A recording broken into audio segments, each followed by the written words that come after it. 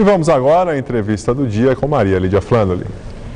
Suicídios de jovens índios caiovás e guaranis em reação ao despejo de suas terras de origem e confinamento em áreas demarcadas repercutem no Brasil e principalmente nas redes sociais. Nós hoje recebemos o antropólogo Rinaldo Arruda, que é professor do Departamento de Antropologia da PUC de São Paulo e coordenador do Núcleo de Estudos de Etnologia Indígena, Meio Ambiente e Populações Tradicionais. Professor Rinaldo, muito obrigada por estar conosco. Eu que agradeço. Bom, professor, depois da ameaça dos índios caiovás e guaranis de resistirem ao despejo até morte coletiva, sim, depois de muita pressão e crítica à omissão institucional de autoridades do próprio governo federal, nós vimos ontem a presença do ministro da Justiça quando anunciou aquela derrubada da liminar que determinava o despejo dos índios de áreas de fazenda no Mato Grosso do Sul. O senhor vê esse fato de ontem como um indicador de superação desse conflito? Olha, eu acho que o conflito não está superado ainda. O conflito é longo, ele se estende, né, não vou dar aula de história do Brasil aqui, mas na verdade a primeira área indígena demarcada no Mato Grosso do Sul para os Guarani foi em 1915 e de lá para cá, em momentos mais agudos e momentos menos agudos, eles foram sendo despejados de suas terras, né? Os Guarani, a gente tem que entender que eles são um povo profundamente pacífico, religioso, vamos dizer assim, né? Eles têm uma visão de que Nhanderu, a terra não é deles, a terra é de Nhanderu, a visão de territórios é diferente, então nunca lutaram de fato pela propriedade da terra, né? Foram convivendo com pessoas até que se viram, então, da década de 80 para cá, confinados em áreas minúsculas no estado do Mato Grosso, o que levou a uma desarticulação total da sua vida e das suas possibilidades de viver o que eles acham que é o bem viver, né? Esse confinamento nessas áreas, eles são retirados de suas áreas de origem e as fazendas se expandiram, exatamente, as fazendas do agronegócio para essas regiões que eram áreas indígenas. Eles foram para as tais terras demarcadas, estão lá misturados com outras etnias indígenas, sem traços culturais semelhantes, e tem acontecido esses suicídios que crescem em número conforme dados que nós temos recentemente. E há um argumento, mas Caiová e Guarani é assim mesmo, eles se matam, quando eles ficam contrariados, eles não suportam a frustração e eles acabam com a própria vida, e eles reagem em relação a isso. Eu queria que o senhor explicasse, esse suicídio é um traço cultural desse grupo indígena, ou, na verdade, é uma resistência ao que eles acham que é uma grande agressão, resistência até a morte? Eu acho que o suicídio ele é um traço cultural da espécie humana quando se vê em situação de vida insuportável, que é o que acontece com os Guarani Kaiowá do Mato Grosso do Sul. Eles estão, do ponto de vista deles, eles estão confinadíssimos, né?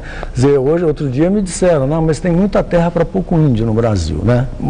Agora, eu brinquei e falei, bom, mas já tiveram 100%. Né?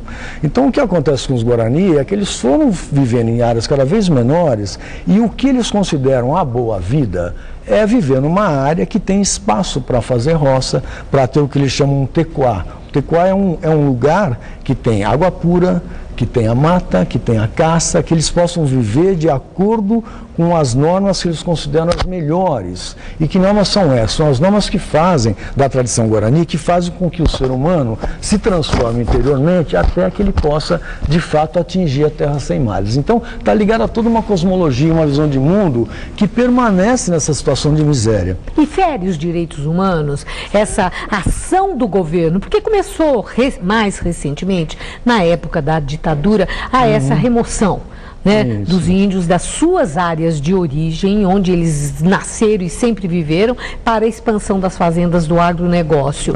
E depois prosseguiu isso, mesmo em plena democracia no Brasil, nas circunstâncias que conhecemos, e com uma omissão do poder público, do Estado. A própria vice-procuradora-geral da República, Débora Fará, falou uma coisa muito forte. Ela diz que essa omissão institucional beira ao racismo. O senhor concorda? Eu concordo, eu acho que não beira, ela é uma omissão racista. Agora, vamos qualificar um institucional, né? Porque não é só institucional, a sociedade brasileira tem uma dificuldade enorme de entender que o Brasil é um país de muitos povos. Os povos indígenas são sempre vistos como povos atrasados. E não é isso. Eles são povos que tiveram outra direção, que fizeram outras opções e querem ter o direito de continuar fazendo essas opções, né? Então, como a Constituição de 1988 diz que eles têm direito de viver segundo seus costumes e tradições, significa também uma base física para isso. Costumes e tradições, eles têm que ser exercitados, Então, esse o suicídio se explica por esse confinamento em reservas minúsculas, basta ver, Maria, da idade com que eles se suicidam. De 15 anos aos 29 anos, muito 70% são homens, justamente numa fase em que eles têm que constituir família, que eles têm que se tornarem adultos, eles têm que realizar o sonho de vida guarani. E eles se deparam com aquela situação insuportável e irrealizável, né? Agora, o nosso comentarista de política, Bob Fernandes, ele falou outro dia sobre essa questão e, inclusive, ele teve a oportunidade de viajar e conhecer de perto e fazer um estudo sobre isso.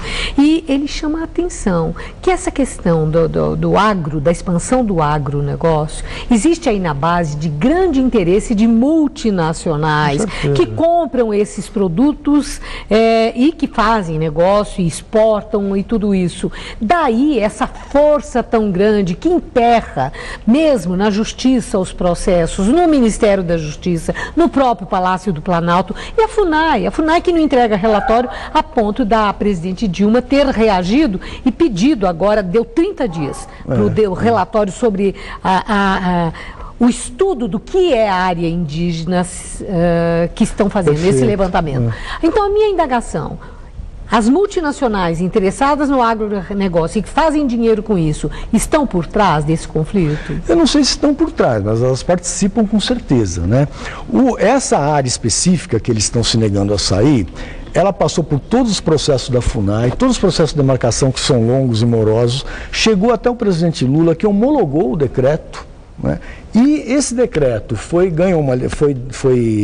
inviabilizado pelo Gilmar Mendes, né, que o considerou inválido. A partir daí foi que o juiz federal de Naviraí